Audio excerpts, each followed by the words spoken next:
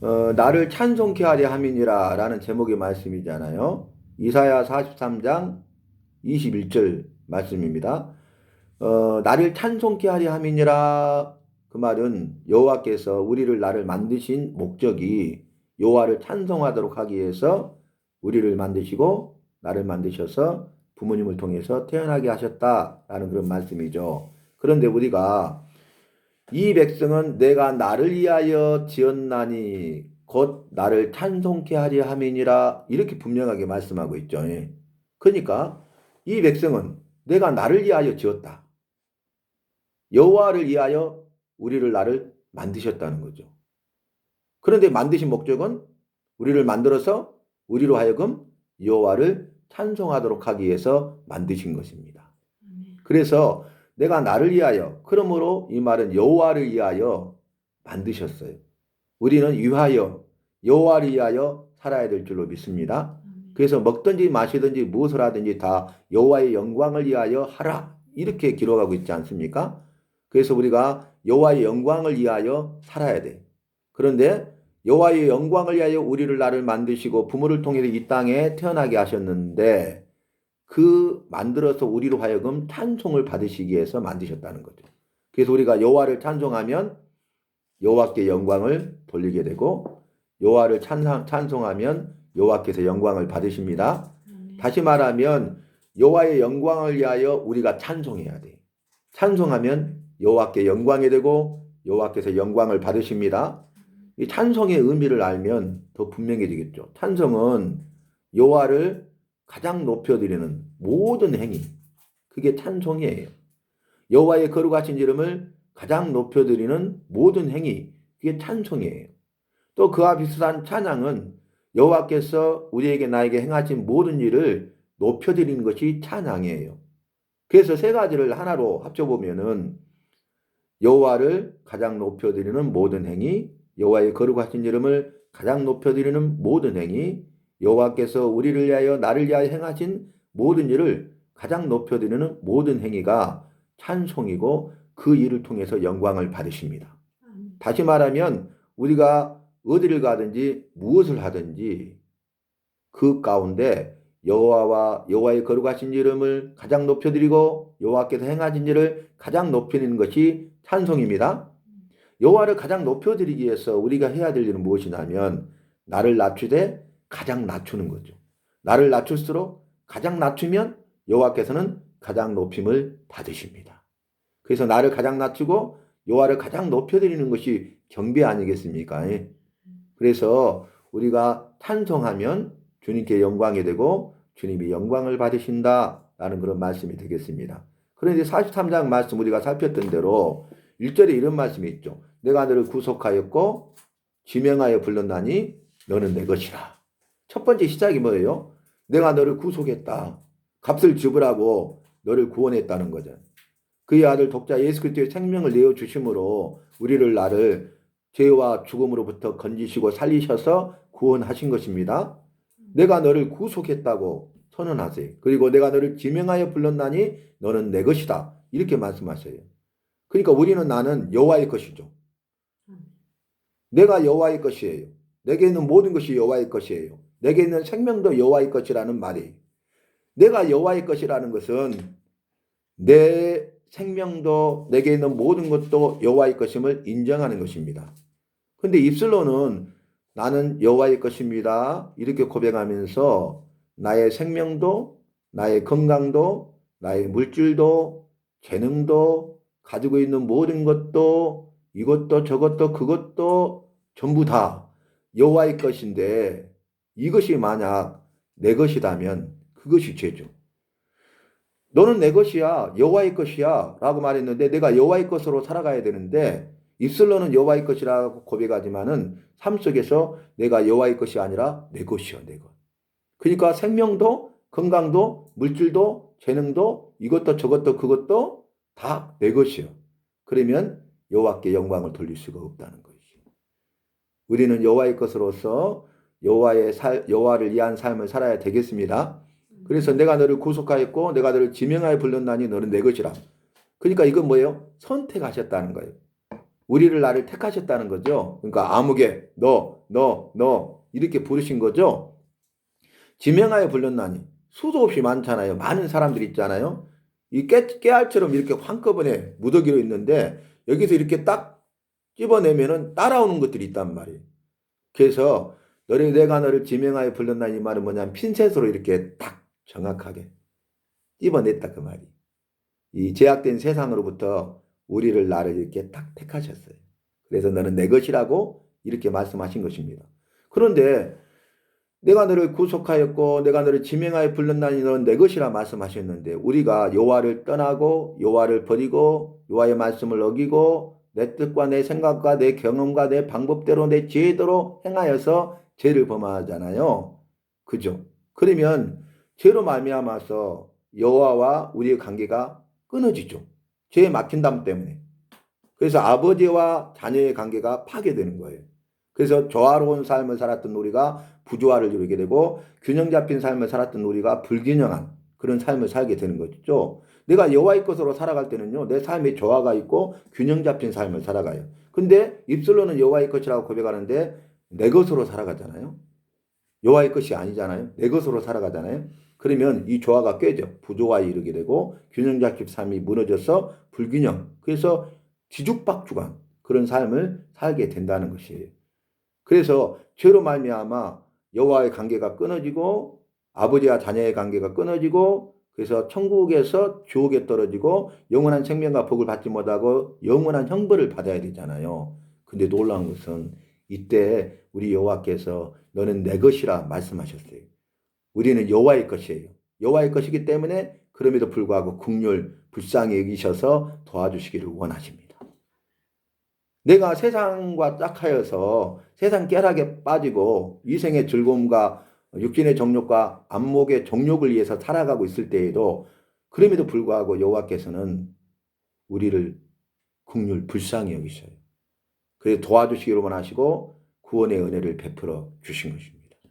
근데 놀라운 것은 구원의 은혜를 베푸셔서 우리를 죄와 죽음에서 건지시고 살리시기 위해서 그의 하나밖에 없는 독생자 예수 그리스도의 생명을 내어주셨어요. 예수 그리스도의 생명을 내어주시기까지 나를 사랑하신 것입니다. 내가 여호와 앞에서 여호와와 원수되었을 때, 죄인 되었을 때, 연약할 때 그럼에도 불구하고 우리 여호와께서는 나를 긍휼 불쌍히 여기셔서 도와주기를 원하셔서 은혜를 베푸시되 구원의 은혜를 주시고 그의 아들 독생자 예수 그리스도의 생명을 내어주시기까지 우리를 사랑함으로써 우리를 향한 여호와의 사랑을 확증하셨습니다. 놀라운 약속의 말씀을 다 이루셔요. 근데 더 놀라운 건 뭐냐면은 자, 내가 내 눈에 보기에 너는 그럼에도 불구하고 보배롭고 존귀하고 그러므로 내가 너를 사랑한다. 이게 최고의 은혜예요. 그러니까 내 눈에 보기에 너는 보배롭고 존귀하고 그러므로 내가 너를 사랑한다. 그럼에도 불구하고 내 눈에 보기에는 너는 보배롭고 존귀하고 그래서 내가 너를 사랑하되 끝까지 사랑한다. 아멘. 이 사랑의 은혜를 베풀어 주신 거예요. 그러니까 긍휼, 은혜, 사랑이 함께 가는 것을 우리가 볼 수 있는 것 아니겠습니까? 그래가지고 이제 우리를 부르셔가지고 다시 구원의 은혜를 베푸시는데 야, 내가 너를 구속했잖아. 그러니까 이전 일을 기억하거나 옛날 일을 생각하지 말아라. 그게 답이에요. 내가 너를 이미 구원했어. 너를 새롭게 했어. 새 것이 되었어. 새로운 피조물이 되었고 새 사람이 되었고 새 출발하게 되었어. 그러니까 이전 일을 기억하지 마. 옛날 일을 생각지도 마. 할렐루야. 그리고 나서 뒤에 한번 강조하는데 보라 내가 새 일을 행하기 때문이야. 근데 새 일을 이미 행하셨어. 나를 구속하셨어요. 그럼에도 불구하고 나를 죄와 사망에서 구원하셨어요. 그게 새 일이에요. 우리는 새 사람이 되었고 새로운 피조물이 되었고 이전 것은 지나갔으니 보라 새 것이 되었다고 분명하게 말씀으로 약속하고 있지 않습니까? 그런데 강조하는 거예요. 야, 그 내가 새 일을 행할 것이야. 근데 그 새 일을 내가 예를 들어줄까? 광야에 내가 길을 낼 것이고 사막에 강을 내리라. 불가능을 가능케 하리라. 내가 기적을 행하리라. 그래서 주님께서 긍휼히 여기셔서 은혜를 베푸시고 우리를 구원하심으로 그 아버지의 사랑을 우리에게 확증하셨잖아요. 너는 내 것이라는 것을 확증하셨잖아요. 그래서 우리는 그 일에 대해서 어떻게 해야 되겠습니까? 감사하는 삶을 살아야 되는 것입니다. 여러분, 우리가 감사하는 것이 얼마나 귀하고 소중한 것인가를 우리의 삶을 통해서 배우시기를 바랍니다. 우리가 감사할 때요, 감사할 일이 더 많아져. 감사함이 넘치게 됩니다. 감사는 감사하면 할수록 감사할 일이 더 많아지게 하신다니까. 그 은혜를 누리시기 바랍니다. 감사함이 넘치게 됩니다. 그런 주인공이 되시기를 바랍니다. 주님, 나에게 감사하는 삶을 주시고 감사하는 사람이 되게 하시고, 그래서 감사함이 더 많아지게 하시고 감사할 일이 더 많아지게 주시옵소서. 이렇게 간구하시기를 바랍니다. 그런데 그 다음에 또 말씀하셔요. 야, 이 백성은 나를 위하여 지었다. 나의 영광을 위하여 지었다. 그리고 이 백성을 지은 것은 나의 이름을 찬송케 하려 함이니라. 우리를 나를 만드신 분명한 목적이 뭐냐면 여호와의 영광을 위해서 만드셨는데 우리로 하여금 찬송하도록 하기 위해서, 우리로 하여금 찬송을 받으시기 위해서 우리를 나를 만드셨다는 거예요. 여러분, 찬송이 중요해요. 영광을 위하여 우리는 찬송해야 됩니다. 찬송하면 여호와께 영광이 됩니다. 너희는 먹든지 마시든지 무엇을 하든지 다 여호와의 영광을 위하여 하라, 이렇게 말씀하셨잖아요. 그런데 우리가 여호와의 영광을 위해서 하는 것은 여호와를 찬송할 때 여호와께 영광이 돼요. 찬송할 때 여호와께 영광이 되고 여호와께서 영광을 받으시기 때문입니다. 찬송이 뭐예요? 여호와의 거룩하신 이름을, 여호와를 가장 높여드리는 모든 행위, 여호와의 거룩하신 이름을 가장 높여드리는 모든 행위, 여호와께서 우리를 나를 향하여 행하신 그 모든 일에 대하여 가장 높여드리는 모든 행위, 이것이 찬송 아니겠습니까? 그래서 우리가 말씀을 볼 때도 여호와와 여호와의 거룩하신 이름과 여호와께서 우리에게 행하신 일에 대하여 가장 높여드리는 시간이 되면 그것이 찬송의 일부가 됩니다. 우리가 기도의 삶을 살아갈 때도 그 기도를 통해서 먼저 그의 나라와 의를 구함으로, 다시 말하면 여호와와 여호와의 거룩하신 이름과 여호와께서 우리에게 나에게 행하신 그 모든 일에 대해서 가장 높여드리는 그런 기도를 먼저 하면 이 기도가 찬송의 하나가 됩니다. 그래서 우리가 무슨 일을 하든 어디를 가든 누구를 만나든 이것저것 그것 가운데, 날마다의 삶 가운데, 일생 가운데 저와 여러분이 여호와를 가장 높여드리는 그런 찬송의 사람이 되어야 하겠습니다. 그러면 영광을 받으십니다. 최고로 기뻐하십니다. 그러면 나머지 삶은 주님이 책임져 주십니다. 그래서 나의 삶의 우선순위가 여호와께 있어야 돼요. 여호와의 거룩하신 이름이 있어야 돼요. 여호와께서 행하신 일에 있기를 바랍니다. 그래서 우리가 그걸 기억해야 돼요. 여호와가 어떤 분인 줄을 알고 기억하고, 여호와의 거룩하신 이름이 어떤 것인가를 알고 그걸 기억하고 신앙 고백하고, 여호와께서 우리에게 행하신 일에 대해서 우리가 기억하고 감사하는 자가 되시기 바랍니다. 우리가 그런 삶을 살아갈 때 찬송하게 되고 주님이 영광을 받으시기 때문입니다. 자, 말씀을 정리해 보면요, 우리를 나를 만드신 것은 여호와의 영광을 위하여, 자신의 영광을 위해서 만드셨어요. 근데 만드신 목적이 뭐예요? 찬송하도록 하기 위해서. 그 말은 반대로 우리를 나를 만드신 이유는 우리를 통해서, 나를 통해서 찬송을 받으시기 위함이에요. 우리가 찬송하잖아요. 그러면 고통이 변하여 기쁨이 되고, 절망이 변하여 소망이 되고, 지옥 같은 삶이 변하여 천국이 임하는 것입니다. 삶이 달라져. 우리 예수님께서 하신 말씀이 뭐예요? 작은 소자에게 한 것이 내게 한 것이니라. 작은 소자에게 하지 않은 것이 내게 하지 않은 것이니라. 너는 작은 소자에게 한 것이 내게 한 것이니 영생에 들어가고, 작은 소자에게 하지 않은 것이 내게 하지 않은 것이니 너는 저 영벌에 들어가리라. 천국과 지옥으로 나뉘잖아요. 예수님께서 공생의 사역을 보면 첫 번째 사역을 갈릴리에서 사역을 시작하세요. 작은 소자들을 위한 사역이었습니다. 갈릴리는 흑암에 앉은 백성들이었어요. 소망이 하나도 없어서 그들은 고통 가운데, 절망 가운데 지옥 같은 삶을 살고 있었던 사람이고, 소외받은 사람이고, 낮아진 사람이고, 버려진 사람들이에요. 그런데 흑암에 앉은 백성들에게 빛이라고는 하나도 없는데 빛으로 오셨다니까요. 빛으로. 빛이 오면 어둠은 온데간데 없이 사라집니다. 그래서 고통이 변하여 기쁨이 되고 절망이 변하여 소망이 되 영원한 소망, 산소망, 찬소망이 되고 그 다음에 지옥 같은 삶이 변하여 천국을 누리게 되는 것입니다. 그래서 그 작은 소자들을 위한 사역이었고 공생의 사역 3분의 2 이상이 작은 소자들을 위한 사역이었어. 그리고 마지막 때에 이제 부활하시고 승천하시는 그분이 마태복음 24장 25장에 세상 종말의 징조를 말하고 자 이런 징조가 있으면 세상 종말이고 내가 다시 올 거야. 그걸 말씀하신 다음에 뭐라 했냐면 이 세상 종말 내가 다시 오기 전까지 너는 너의 삶 속에서 작은 소자들을 섬기는 삶을 살아야 돼. 우리는 예수 믿는 사람이기 때문에 예수님처럼 살아야 돼. 예수님이 행하셨던 일을 행하는 교회가 되고 예수님이 행하셨던 일을 행하는 성도의 삶이 되어야 합니다. 그래서 그분이 마지막 부탁이 뭐냐면 작은 소자를 섬기라는 거예요. 작은 소자에게 한 것이 바로 내게 한 것이고 너는 천국에 들어가 영생복을 누릴 것이다.